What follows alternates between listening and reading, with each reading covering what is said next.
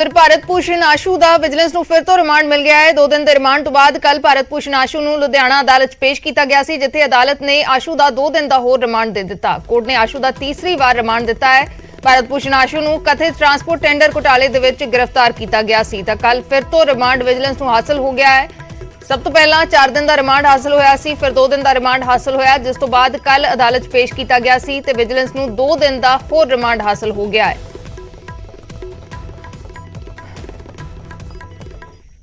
ਜੀ ਦਾ ਜਿਹੜਾ ਹੈਗਾ ਅਕਿਊਜ਼ ਨੇ ਉਹਨਾਂ ਰਿਮਾਂਡ ਮੰਗਿਆ ਸੀਗਾ 5 ਦਿਨ ਦਾ ਤੇ ਆਨਰੇਬਲ ਕੋਰਟ ਨੇ ਸੁਣ ਕੇ ਸਾਨੂੰ 2 ਦਿਨ ਦਾ ਰਿਮਾਂਡ ਗ੍ਰਾਂਟ ਕੀਤਾ ਜੀ। ਕੀ ਤੱਥ ਰੱਖੇ ਗਏ ਸੀ ਵਿਜੀਲੈਂਸ ਵੱਲੋਂ? ਇਨਵੈਸਟੀਗੇਸ਼ਨ ਜੇ ਪੈਂਡਿੰਗ ਆ ਉਹ ਰਿਕਾਰਡ ਹਜੇ ਲੈਣਾ ਬਾਕੀ ਹੈ, ਇਸ ਕਰਕੇ ਜਿਹੜਾ ਹੈਗਾ ਉਹਦੇ ਰਿਗਾਰਡਿੰਗ ਰਿਮਾਂਡ ਰਿਕੁਆਇਰਡ ਸੀ ਤੇ ਕੋਰਟ ਨੇ ਸਾਡੀ ਦਲੀਲਾਂ ਨੂੰ ਸੁਣ ਕੇ ਰਿਮਾਂਡ 2 ਦਿਨ ਦਾ।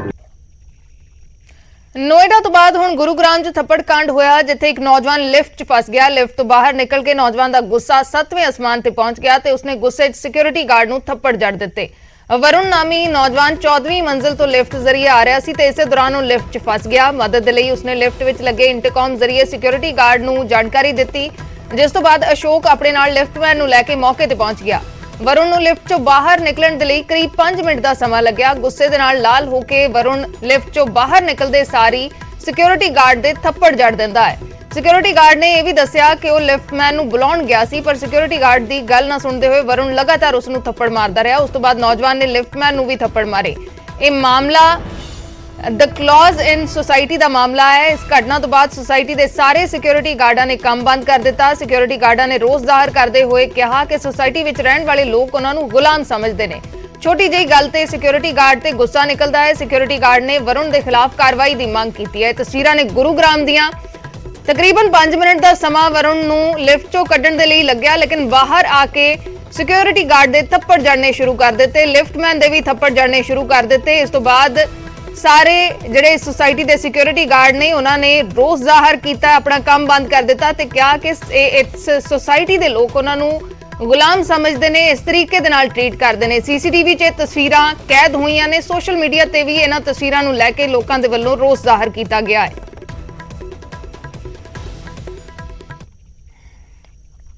वो नीचे वो लिफ्ट सर वो दरवाजा नहीं खुल रहा था, तो उन्होंने बटन दबाई, अंदर से इंटरकॉम बजा। इंटरकॉम मैंने उठाया सर और मैंने बात की कि सर आप कौन बोले कि सर मैं 14 से देखा बोल रहा हूँ और मैं फंसा हूँ, आप मुझे निकालिए। मैंने कहा ठीक है सर, मैं अभी कर रहा हूँ, फोन कर रहा हूँ, मैं मैसेज दे रहा हूँ। तो मैंने तुरंत मैसेज किया लिफ्ट ऑफिसर को। लिफ्ट ऑफिसर आया। कितने देर में आ गया? सर वो 3-4 मिनट लगे, 3-4 मिनट। 3-4 मिनट? जी सर। ठीक है। वो आ गया और उसने जो है चाबी लगा के लिफ्ट खोली और साहब को निकाला। साहब मतलब जैसे ही बाहर निकले हैं तो मेरे को मारना चालू कर दिया। अच्छा। मेरे को उन्होंने हाथ छोड़ दिया, मुझको मारा। उसके बाद मैं सर उनको मना किया, मैंने कि सर आप ये गलत है, आप मेरी कोई गलती हो तो बताओ, मुझे क्यों मार रहे हो? तो वो मेरे को छोड़ के फिर उसको मारा, लिफ्ट ऑपरेटर को। लिफ्ट ऑपरेटर को भी मारा? जी सर, उसको भी मारा।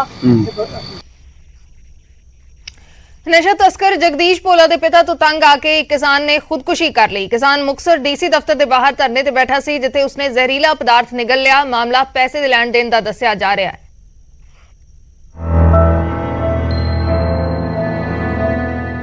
ਹੱਥ 'ਚ ਕਿਸਾਨੀ ਝੰਡਾ, ਜੇਬ ਤੇ ਕਿਸਾਨੀ ਬੈਚ ਅਤੇ ਐਂਬੂਲੈਂਸ 'ਚ ਬੈਠੇ ਕਿਸਾਨ। ਤਸਵੀਰਾਂ ਨੇ ਮੁਕਤਸਰ ਦੇ ਡੀਸੀ ਦਫ਼ਤਰ ਦੀਆਂ, ਜਿੱਥੇ ਧਰਨੇ ਤੇ ਬੈਠੇ ਕਿਸਾਨਾਂ 'ਚੋਂ ਇੱਕ ਕਿਸਾਨ ਬਲਵਿੰਦਰ ਸਿੰਘ ਨੇ ਜ਼ਹਿਰੀਲੀ ਵਸਤੂ ਨਿਗਲ ਕੇ ਆਤਮ ਹੱਤਿਆ ਕਰ ਲਈ। ਬਲਵਿੰਦਰ ਸਿੰਘ ਬਠਿੰਡਾ ਦੇ ਪਿੰਡ ਰਾਏ ਕਲਾਂ ਦਾ ਰਹਿਣ ਵਾਲਾ ਸੀ ਅਤੇ ਕਿਸਾਨਾਂ ਨਾਲ 24 ਅਗਸਤ ਤੋਂ ਧਰਨੇ ਤੇ ਬੈਠਾ ਸੀ। 2 ਜਥੇਬੰਦੀਆਂ ਨੇ, ਭਾਰਤੀ ਕਿਸਾਨ ਏਕਤਾ ਗ੍ਰਾਹਾਂ ਤੇ ਪੰਜਾਬ ਖੇਤ ਮਜ਼ਦੂਰ ਯੂਨੀਅਨ ਜ਼ਿਲ੍ਹਾ ਪੱਧਰ ਤੇ ਅਸੀਂ 24 ਅਗਸਤ ਤੋਂ ਜਿਹੜਾ ਲਗਾਤਾਰ ਇੱਥੇ ਮੋਰਚਾ ਇਸ ਕਰਕੇ ਲਾਉਣਾ ਪਿਆ ਕਿ ਪਿਛਲੇ ਸਾਲ ਜੋ ਨਰਮੇ ਦੀ ਫਸਲ ਦਾ ਵੱਡੀ ਪੱਧਰ ਤੇ ਨੁਕਸਾਨ ਹੋਇਆ ਸੀ ਤੇ ਭਗਵੰਤ ਮਾਨ ਨੇ 5 ਅਪ੍ਰੈਲ ਨੂੰ ਚੰਡੀਗੜ੍ਹ 'ਚ ਇਹ ਗੱਲ ਮੰਨੀ ਸੀ ਕਿ 50% ਜਿਹੜਾ ਨੁਕਸਾਨ ਹੋਇਆ 50 ਕਰੋੜ ਕਿਸਾਨਾਂ ਨੂੰ ਤੇ 5 ਕਰੋੜ ਜਿਹੜਾ ਨਰਮਾ ਚੁਗਣ ਵਾਲਿਆਂ ਨੂੰ ਦਿੱਤਾ ਜਾਊਗਾ। ਅੱਜ ਤੱਕ ਇਹਨਾਂ ਨੇ ਸਾਡੇ ਨਾਲ ਕੋਈ ਰਾਬਤਾ ਨਹੀਂ ਕਾਇਮ ਕੀਤਾ। ਕਿਸਾਨ ਆਗੂਆਂ ਦਾ ਇਲਜ਼ਾਮ ਹੈ ਕਿ ਨਸ਼ਾ ਤਸਕਰ ਜਗਦੀਸ਼ ਭੋਲਾ ਦੇ ਪਿਤਾ ਨਾਲ ਕਿਸਾਨ ਬਲਵਿੰਦਰ ਸਿੰਘ ਦਾ ਲੈਣ ਦੇਣ ਦਾ ਮਾਮਲਾ ਸੀ। ਕਰੀਬ 4 ਸਾਲ ਪਹਿਲਾਂ ਬਲਵਿੰਦਰ ਸਿੰਘ ਨੇ ਜਗਦੀਸ਼ ਭੋਲਾ ਦੇ ਪਿਤਾ ਨੂੰ 8.5 ਲੱਖ ਰੁਪਏ ਦਿੱਤੇ ਸੀ, ਪਰ ਹੁਣ ਭੋਲਾ ਦਾ ਪਿਤਾ ਦੁਬਾਰਾ ਕਿਸਾਨ ਬਲਵਿੰਦਰ ਸਿੰਘ ਤੋਂ 5 ਲੱਖ ਰੁਪਏ ਦੀ ਮੰਗ ਕਰ ਰਿਹਾ ਸੀ। ਬਲਵਿੰਦਰ ਸਿੰਘ ਜਿਹੜਾ 4 ਕਿੱਲਿਆਂ ਦਾ ਮਾਲਕ ਆ, ਉਹਨੇ ਕਰਜ਼ੇ ਦੇ ਸਤਾਏ ਹੋਏ ਨੇ ਖੁਦਕਸ਼ੀ ਕਰ ਲਈ ਆ ਸਲਫਾਸ ਨਿਕਲ ਕੇ। ਜਿਹੜਾ ਡਰੱਗ ਕੇਸ ਦੇ ਵਿੱਚ ਅੰਦਰ ਆ ਡੀਐਸਪੀ ਜਗਦੀਸ਼ ਭੋਲਾ, ਜਿਹੜਾ ਵਿਕਰਮ ਮਜੀਠੀਆ ਉਹਨਾਂ ਦਾ ਖਾਸ ਰਿਹਾ, ਉਹਦੇ ਪਰਿਵਾਰ ਦੇ ਵੱਲੋਂ ਕਰਜ਼ੇ ਦੇ ਬਦਲੇ ਤੰਗ ਪਰੇਸ਼ਾਨ ਕੀਤਾ ਜਾ ਰਿਹਾ ਸੀ। ਕੁਝ ਸਮਾਂ ਪਹਿਲਾਂ ਹੀ ਸਾਡੀਆਂ ਜਥੇਬੰਦੀਆਂ ਨੇ ਵਿੱਚ ਪੈ ਕੇ ਉਹ ਫੈਸਲਾ ਕਰਵਾ ਦਿੱਤਾ ਸੀ। ਉਦੋਂ ਉਹ ਕਹਿੰਦੇ ਸੀ ਸਿਰਫ 8 ਲੱਖ ਰੁਪਇਆ ਰਹਿੰਦਾ, ਸਾਡਾ 8 ਲੱਖ ਰੁਪਇਆ ਦਵਾ ਦਿੱਤਾ ਜਾਵੇ, ਔਰ ਉਸ ਪਰਿਵਾਰ ਨੇ ਉਹਨਾਂ ਦਾ 8 ਲੱਖ ਰੁਪਇਆ ਦੇ ਦਿੱਤਾ ਸੀ। ਅਸੀਂ 5 ਲੱਖ ਰੁਪਏ ਤੋਂ ਵੱਧ ਪੈਸੇ ਲਵਾਂਗੇ, ਜਿਹੜੇ ਉਹ ਕਿਸਾਨ ਦੇਣ ਦੀ ਹਾਲਤ 'ਚ ਨਹੀਂ ਸੀਗਾ। ਕਿਸਾਨਾਂ ਦਾ ਇਲਜ਼ਾਮ ਹੈ ਕਿ ਬਲਵਿੰਦਰ ਸਿੰਘ ਨੂੰ ਜਗਦੀਸ਼ ਭੋਲਾ ਦੇ ਪਰਿਵਾਰ ਵੱਲੋਂ ਤੰਗ ਪਰੇਸ਼ਾਨ ਕੀਤਾ ਜਾ ਰਿਹਾ ਸੀ, ਜਿਸ ਕਾਰਨ ਉਸਨੇ ਖੁਦਕੁਸ਼ੀ ਕਰ ਲਈ। ਉਧਰ ਇਸ ਘਟਨਾ ਤੋਂ ਬਾਅਦ ਕਿਸਾਨਾਂ 'ਚ ਹੋਰ ਵੀ ਰੋਸ ਦੇਖਣ ਨੂੰ ਮਿਲ ਰਿਹਾ ਹੈ। ਮੁਕਤਸਰ ਤੋਂ ਅਸ਼ਫਾਕ ਟੂਡੀ, ਨਿਊਜ਼ 18 ਪੰਜਾਬ। ਖਬਰ ਹੁਸ਼ਿਆਰਪੁਰ ਦੇ ਪਿੰਡ ਬਹਿਰਾਮਪੁਰ ਦੀ ਹੈ, ਜਿੱਥੋਂ ਦੇ ਕਿਸਾਨ ਫਸਲੀ ਚੱਕਰ ਤੋਂ ਬਾਹਰ ਨਿਕਲ ਕੇ ਆਰਗੈਨਿਕ ਖੇਤੀ ਕਰ ਰਹੇ ਨੇ, ਜਿਸ ਦੇ ਨਾਲ ਸਿਹਤ ਤੇ ਮੁਨਾਫਾ ਦੋਵੇਂ ਇੱਕੋ ਸਮੇਂ ਹੋ ਰਹੇ ਨੇ।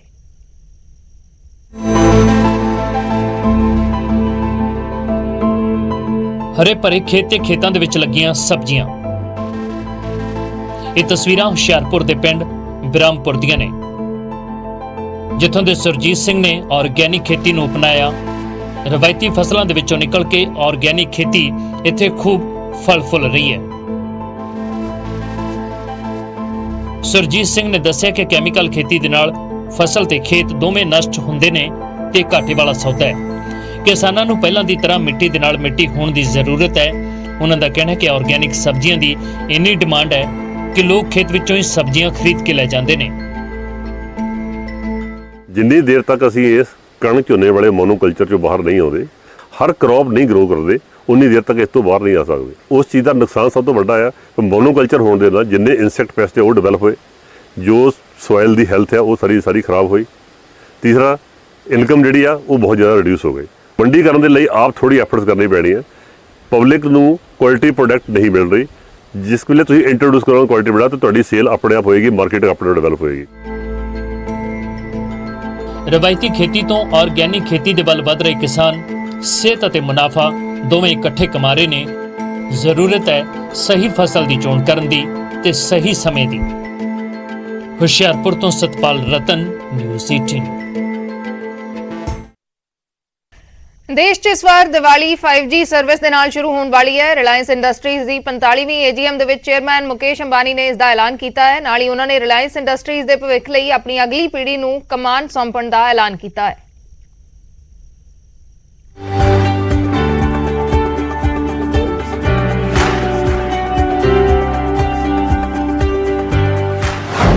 ये दिवाली 5G वाली। Within the next 2 months, that is by Diwali of 2022, we will launch Jio 5G across multiple key cities, including the metro cities of Delhi, Mumbai, Chennai and Calcutta. Subsequently, we plan to increase the Jio 5G footprint month after month until by December of 2023, which is less than 18 months from today, to deliver Jio 5G to every town, every taluka and every tehsil of our country. आकाश को जियो, ईशा को retail. Akash and Isha have assumed leadership roles in Jio and retail. They have been passionately involved in our consumer business since its inception. अनंत को new energy का जिम्मा। Anant has also joined in our new energy business with great zeal.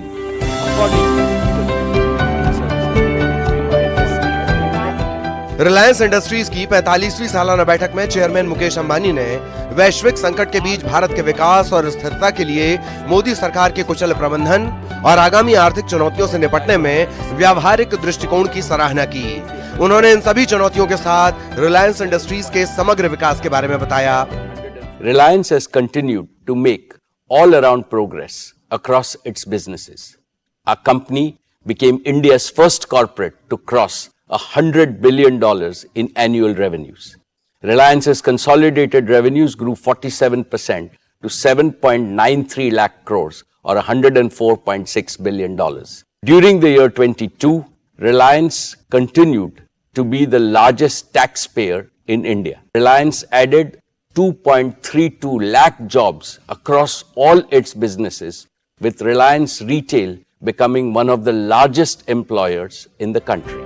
इस मौके पर जियो के बढ़ते network और व्यापार की जानकारी जियो टेलीकॉम के चेयरमैन आकाश अंबानी ने विस्तार से दी। बढ़ेगा इंडिया तो बढ़ेगा India. Through 5G, we will now connect a larger number of end devices across multiple areas, just as we have demonstrated. The current 800 million connected internet devices will double to 1.5 billion connected internet devices within a year itself, with 5G getting rolled out in India. इस बैठक में जियो mart और WhatsApp की partnership का ऐलान किया गया। Reliance retail ventures के निदेशक ईशा अंबानी ने इसका डेमो भी दिखाया। ये शॉपिंग एक्सपीरियंस को बिल्कुल अलग लेवल पर ले जाएगा। As we expand our presence to cover the entire country, serving over 7,500 towns and 5 lakh villages in the next 5 years. AGM में ईशा अंबानी की ओर से रिलायंस फाउंडेशन के सामाजिक कार्यों के बारे में बताया गया।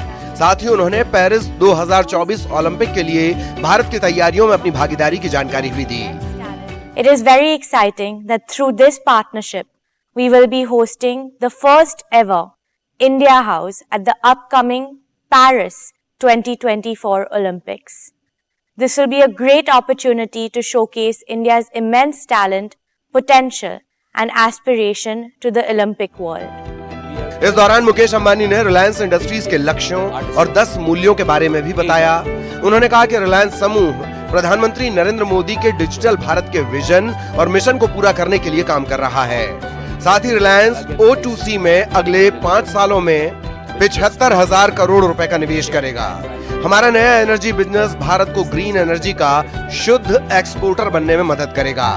रिलायंस भारत को न्यू एनर्जी प्रोडक्शन में वर्ल्ड लीडर और चीन से ज्यादा भरोसेमंद ऑप्शन बनाना चाहता है। साथ ही भारत के 5 ट्रिलियन इकोनॉमी को पूरा करने में भागीदार बनने के लिए प्रतिबद्ध है। Bureau report, news 18 network.